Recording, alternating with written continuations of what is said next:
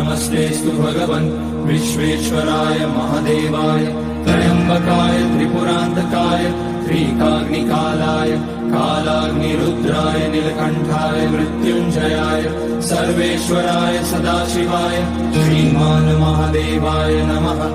ॐ नमः शम्भवाय च मयोभवाय च नमः शङ्कराय च मयस्कराय च नमः शिवाय च शिवतराय च।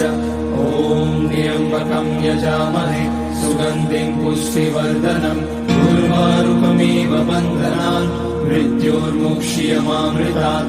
नागेन्द्रहाराय त्रिलोचनाय भस्माङ्गराय महेश्वराय नित्याय शुद्धाय दिगम्बराय तस्मै नकाराय नमः शिवाय। मन्दाकिनी सलिलचन्दन चर्चिताय नन्दीश्वर प्रमथनाथ महेश्वराय